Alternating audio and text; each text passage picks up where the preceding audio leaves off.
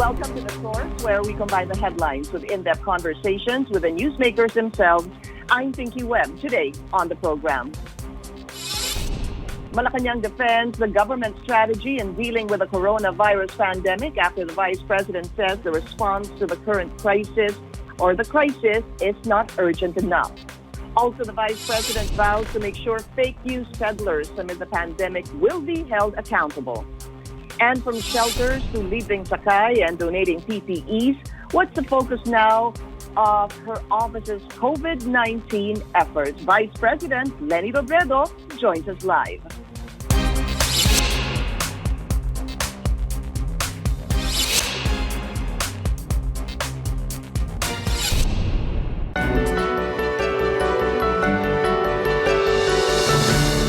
More than 100 days have passed since the country went into community quarantine. The health department says more than 33,000 people have now been infected with COVID-19. What did authorities do right and what else needs to be done? Let's go straight to the source of the story with Vice President Leni Robredo. Vice President, thank you for your time. Thank you, Pinky. Thank you for having me. Good morning to everyone. Good morning. You know, we're a little over 100 days since the quarantine, and in an earlier interview, you responded to your thoughts on government's response to COVID-19. Ang sinabi niyo po that officials were complacent and did not act urgently. In hindsight, Vice President, what could have government done better? Ako marami, Pinky. Number one, when we had our first cases, end of January, dapat sana tiningnan na natin yung suspension of flights coming in from Wuhan first, then China. Maraming mga bansa who have been successful in controlling the contamination and the pandemic. Ito yung unang ginawa. Pangalawa, yung quarantine. Yung quarantine, I think it was declared on time. Pero parang the time given quarantine kasi is not the end in itself. It should have been time for government to make the hospitals ready. It should have been time for government to fix everything. Pero kung yung nakikita natin, nakailang extensions na tayo ng quarantine, it would seem na hindi natin minmaximize yung opportunity na binigay para ayusin yung lahat. Halimbawa, when we shifted from ECQ to GCQ, problema pa yung public transport. Yung para sa akin, bakit ba hindi yan plinano na noon pa? Halimbawa, we're having a lot of problems with stranded passengers. Para ang dami ng panahon, we were on quarantine since March. Hindi pa din nagagawa. We missed many of our targets. Halimbawa, yung PPEs, very late dumating. Yung testing na targets natin by end of May, dapat meron na tayong 30,000 tests a day. Parang until now, nasa kalahati pa lang yata, 15,000 or 16,000 was the report yesterday. So yung tanong ko lang, Pinky, huli na nga tayo, dapat nagmadali tayo to catch up. Kasi meron namang panahon, pero parang hindi natin yung ginawa. Are you satisfied now, Vice President, ngayon po, currently how government is addressing the COVID-19 issue? Ito kasi, Karen, parang parang in a state of denial. Merong mga magagandang ginawa, pero meron ding mga hindi nag-work. Mga sinubukan natin, pero hindi nag-work. Ako sana, pag hindi nag-work, may acceptance na hindi ito nag-work, kaya kailangan na natin gawin yung iba. Kasi para sa akin, Karen, this is the time for us to unite. This is the time for us to all work together. Kami nga, yung opisina namin, kahit napakaliit, we have been doing our part. Pero yung sa akin, Karen, we have to accept our failures para magawa natin ng paraan. Halimbawa, in the last few days, siguro yesterday lang, nagsasabi pa tayo na we are among the best in Asia, and data does not show that. Yung sa akin, parati sana nating hahabulin yung pinakamahusay. Para bumubuti yung ating response. We started the quarantine March 16. Ano na ngayon? June 25. Hindi pa din, 26. Parang wala pa ding liwanag. And June 26, I mean, patuloy pa din pataas ng pataas yung cases. So yung sa akin, hanapin na natin saan tayo nagkamali, may acceptance para gawa ng tama. Pero if until now we keep on insisting that we are among the best in Asia, may problema nga tayo. Ang sinabi po Vice President ni Secretary Roque ay we're doing fairly a good job dahil when it comes to mortality daw, there are fewer deaths. Yung nabigay daw yung assistance to the 18 million families, nabigyan din daw ng assistance ng DOLE, yung OWA nandun din, and I quote, I remember he said that we've done a fairly good job. So you don't think so? Is that fair to say? Ako, Karen, in fairness to all the people who have been working on this, ang dami naman talagang maaayos na ginawa, lalo na yung mga ordinaryong mga civil servants. Pero yung sa akin, Karen, we should not be satisfied kung asan tayo ngayon. Kasi if we look at the number of cases, ilan na ba as of yesterday? 33,000. 33,000. And we have been on quarantine for more than 100 days already. Dapat sana sa tagal ng quarantine, marami tayong sinakripisyong hanap buhay. Dapat sana pababa na yung ating kaso. Pero yung tanong, bakit pataas pa ng pataas? And if you look at yung sinasabi natin na konti lang yung deaths, ito relative kasi pag sinabi mong konti. But if you look at ASEAN, yung mas mataas lang sa atin na percentage of deaths to contaminate to those who tested positive is Indonesia. Pangalawa tayo sa pinakamataas. Pero kung tingnan natin yung percentage na how many deaths per 1 million population, tayo yung pinakamataas. I think 1.03 tayo, yung Indonesia is 0.89. So we should not be satisfied with that because one death is always one too many. Vice President, in fact, the focus of government has shifted to Cebu. May priority po ang Cebu because it's now a hot spot. And in fact, ang sabi po ni Pangulo recently, the possible problem that happened in Cebu was naging overconfident and possibly naging complacent po sila. Do you agree?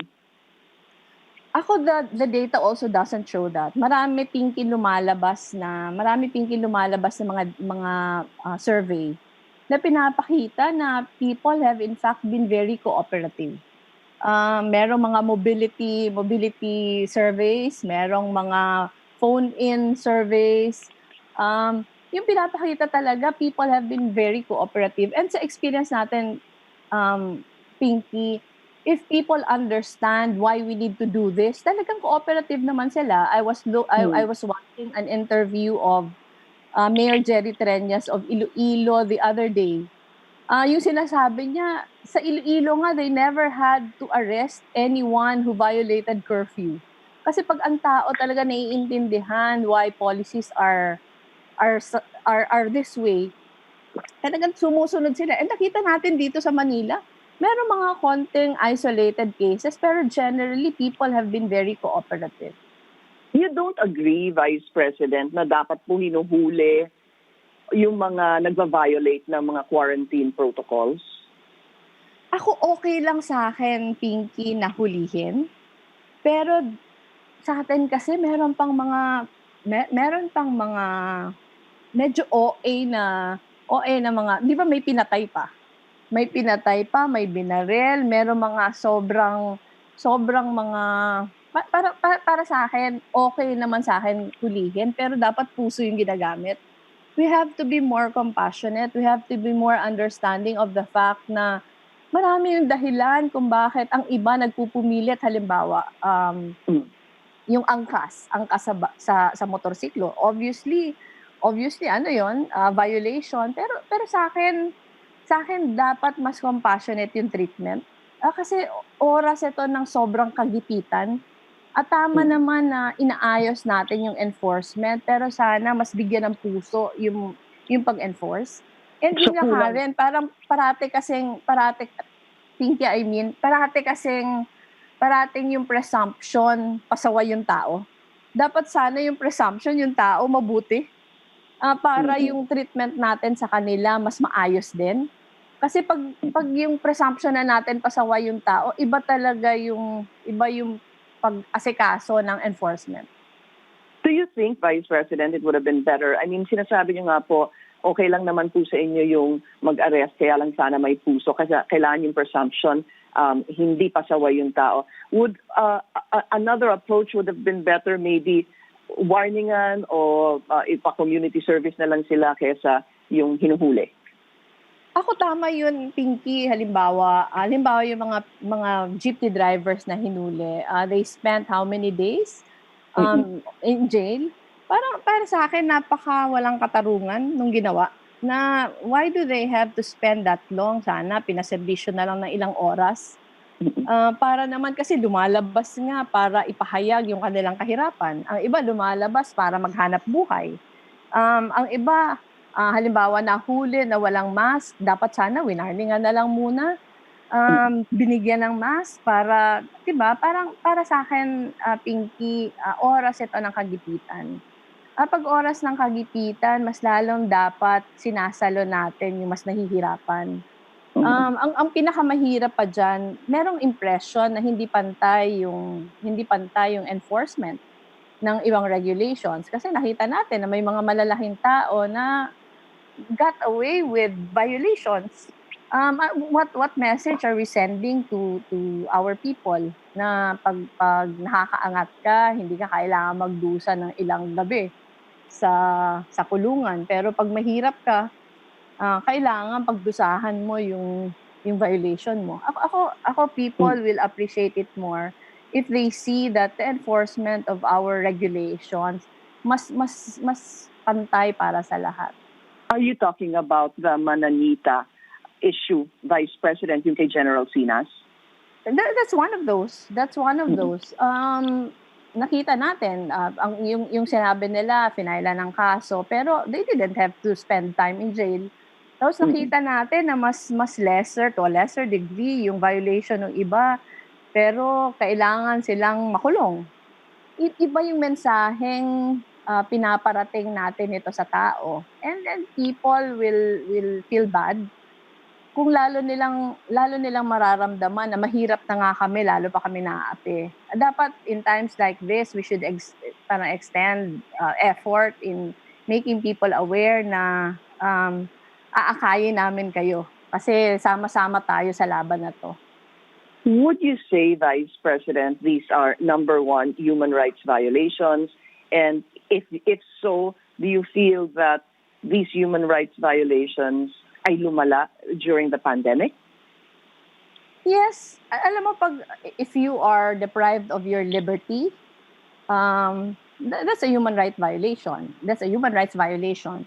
Pero yun nga, I think the main point here, Pinky, is hindi kasi nakikita ng tao na patas yung enforcement ng batas. And ito yung pinanggagalingan ng puot. Pero pag nakita ng tao na whether mayaman ka, mahirap ka, may kapangyarihan ka, wala kang kapangyarihan, pareho lang yung pagdadaanan natin, people will understand. And people will be more cooperative. Ganun naman yun, Pinky. Ipakita natin sa tao, yun nga, yung mas compassionate tayo, mas equitable yung enforcement. I think people will appreciate it. The DOH numbers, Vice President Robredo, 33,000. Sabi po ng UP experts, they are predicting 40K by the end of June. I just wanted to know from you, ito ho bang 33,000 present infected with COVID? Is this number alarming to you? It is alarming.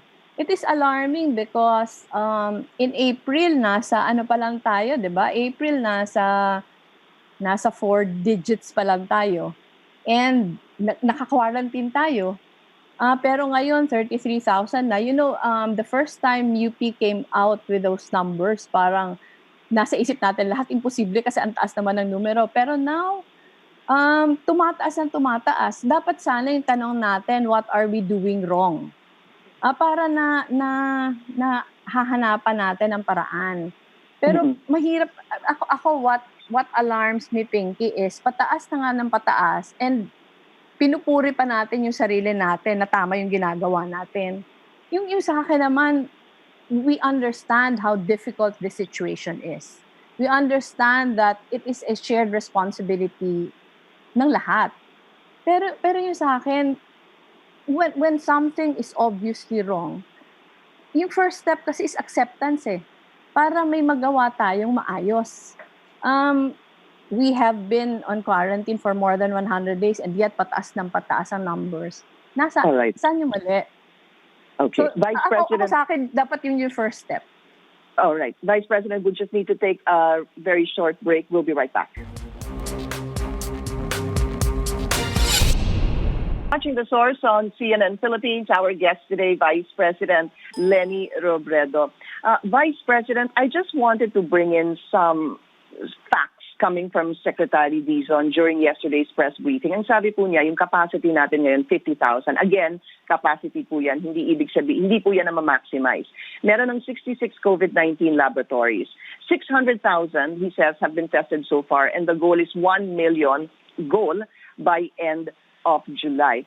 I wanted to ask you, ito ho ba palagay niyo we're headed in the right direction moving forward, and is this number satisfactory to you? Well, we're headed in the right direction in the sense that finally we're prioritizing testing if those are the numbers. Pero yung sa akin, we should not be satisfied with that because our target was 30,000 tests a day by end of May. And it's almost the end of June. Sinasabi natin may capacity tayo na 60,000 yata yung sabi ni Secretary Dizon. Pero ang actual yata is just 15 or 16,000 a day. So ang layo pa natin sa ating targets. That's number one. Number two, ang targets yata, I follow kasi yung lahat na press briefings ni Presidente.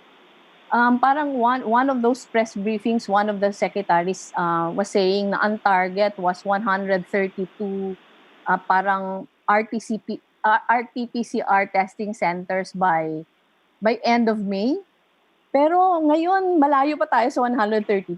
Pero ang point ko dito, Pinky, while we're headed in the right direction as far as targeting testing and testing centers is concerned, malayo pa tayo sa targets.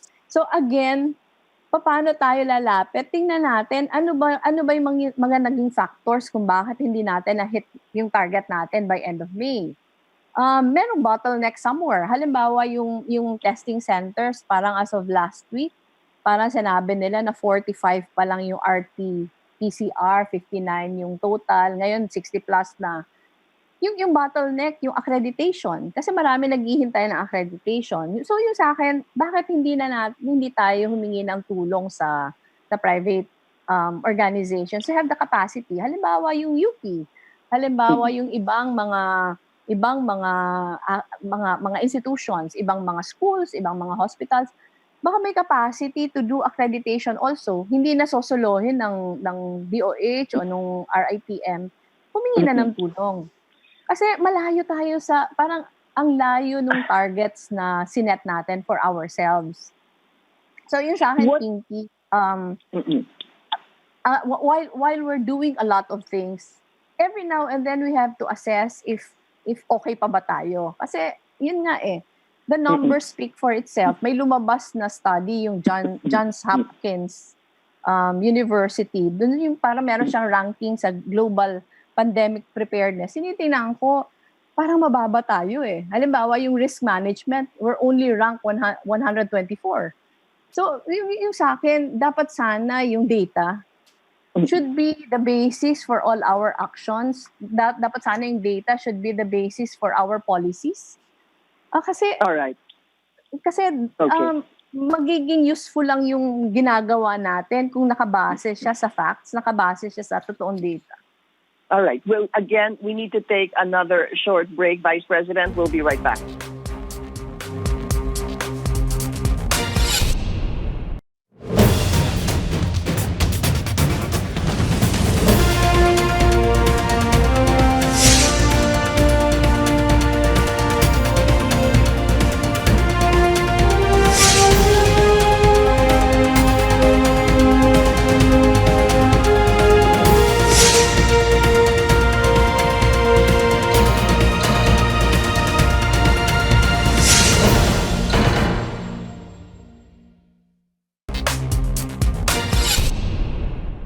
You're back on The Source. Our guest today, Vice President Leni Robredo. Vice President, ang dami ko pa pong tanong. Locally stranded individuals, thousands still stranded. Yung iba, nagpunta nga sa NAIA, napunta sa ilalim ng NAIA X, kinuha ng Army, nasa gym, yung iba nasa Baclaran Church. Is there a way you feel that this problem can be solved faster? Ako, there should be a system kasi, Pinky. Halimbawa, dapat may announcements na saan pupunta yung mga stranded. Hindi, karamihan sa kanila, hindi mo mapipigilan na wag lalabas ng bahay. Kasi we have been helping them. We have had so many trips already to Bicol, to Region 4, to Samar. Yung sa akin, Pinky, karamihan sa kanila, pinaalis na sa mga tinitirhan nila kasi wala nang pang-arkila. Karamihan sa kanila, wala nang pangkain. So they want to go home already. Dapat sana lagyan ng sistema so people will know where do they go, ano yung procedure. Halimbawa, sa office namin, Pinky, we have been responding to all the requests of stranded passengers, but we have protocols of our own. Hinihingi namin yung medical certificate coming from the LGU where they were coming from. And hindi kami na walang acceptance, walang coordination with the LGU na pupuntahan nila. So it's the process is quite tedious for the stranded passengers kasi wala na silang mga pera, wala nang pangkain. And our office has been helping them with all the requirements. Kami yung nakikipag-usap sa LGU magre-receive, kami yung nagme-make sure na na-test sila, kami yung nagme-make sure na nakapag-quarantine sila. Pero kailangan proseso at kailangan alam ng tao yung proseso. Kasi halimbawa Pinky, ang iba nire-rescue namin sa ilalim ng tulay, sa mga shelters. Ang iba naglakad na. From Region 3, nandun na sila sa Region 4A, ilang araw na sila naglalakad. Things like that. It could have been prevented kung merong sistemang nilagay para hindi naman ganito yung suffering ng ating mga kababayan. Kami Pinky, from our end, we have been continuously helping them, but it's like I've said earlier, it's a tedious process because there is a lot of coordination sa pinanggalingan, sa pupuntahan. Ano talaga, pero kaya naman ito ng pamahalaan basta may sistema lang. And you think that you're saying VP may kulang, very inefficient ho ba yung sistema ngayon? Wala kasi talaga, ewan ko lang ngayon, Pinky. I do not also want to be unfair, pero in the past, wala talagang sistema. In fact, humihingi kami ng tulong sa kung saan-saan kasi wala din resources yung opisina namin para lang mapadala sila, pero wala talaga eh. Kung merong mang sistema, hindi siya communicated sa tao. Napakahalaga sa mga panahon na ito na communicated sa tao kung ano yung mga pwede nilang i-avail na services sa gobyerno kasi ang kahirapan nga grabe. Yung kami naman Pinky, as I've said earlier, we are very much willing to help. A lot of people are very much willing to help. The private sector, from our experience, sobrang gustong tumulong pero kailangan lang mas organisado. And it is the national government who has the capacity to put systems in place. Kami hanggang suggest, pero sana maging mas maayos para hindi naman nahihirapan yung ating mga kababayan. Opo. Vice President, hindi lang po kasi locally stranded individuals. Kailangan din po natin pag-usapan yung mga overseas Filipino workers na stranded sa iba't ibang mga bansa. Ang last I checked, it's about 150,000 waiting to be brought home. Paano ho kaya sila? And yung barometer ko nito, Pinky, ngayon lang kami na flood ng requests from OFWs. Iba-iba. Yung mga families ng mga namatayan na desperately naghahanap ng paraan para maiuwi na dito yung bodies ng kanilang mga family members na namatay dahil sa COVID. Merong mga nawalan ng trabaho, nawala ng pera doon na asking for repatriation. Merong dalawa tayong kababayan na nag-SOS na nag-COVID positive sila at parang abused pa ng employer, na employer pa yung nakahawa sa kanila, allegedly. Yung mga ganon. Merong from karamihan from Saudi Arabia, meron from Dubai, meron sa iba't ibang mga lugar. Ito we have been talking with some officials also na kakilala namin sa DFA, and sinasabi naman nila na it is being acted upon. Pero siguro mas informed lang kung ano na yung nangyayari. Baka dapat ma-inform yung OFW kung anong stage na ng pag-asikaso, ma-inform yung families kung kailan nila mai-expect yung bodies, kasi nagiging very anxious sila pag hindi nila alam kung asa na. So, ang sense ko nga, Pinky, na yung mga nagko-contact sa amin, and marami na sila, talagang out of desperation. Nag-improve na, I heard. Nag-improve na yung procedure sa airport because siguro from few weeks ago, we have also been receiving complaints tungkol sa pagdating sa airport na sobrang haba ng pila, na very disorganized. Pero last I've heard, ang laki na ng improvement, kaya nagpapasalamat tayo sa mga nag-asikaso. Pero these things, Pinky, na napakahalaga ngayon kasi lahat confused, lahat takot, lahat tuliro. Napakahalaga yung pagiging organized, napakahalaga na may sistema, napakahalaga na communicated yung rules, procedures, systems, para yung tao alam yung gagawin. Yung ngayon, I think, pagdating sa pagko-communicate, talaga maraming kulang. Kasi yung dumadating talaga sa opisina namin na please for help, grabe. And I presume sa ibang opisina mas grabe. Kasi parang sila yung front offices. Kami, halos wala kami mandato to do all these things. We have been trying our best. Pero you sense in the air yung grabe talagang desperation. All right. Vice President, we have to say goodbye right now on television, but we're going to continue our discussion on Facebook for maybe just another 5 to 10 minutes. In the meantime, we'd like to thank you and those watching us today. Thank you for joining us here on The Source. I'm Pinky Webb. You're watching CNN Philippines.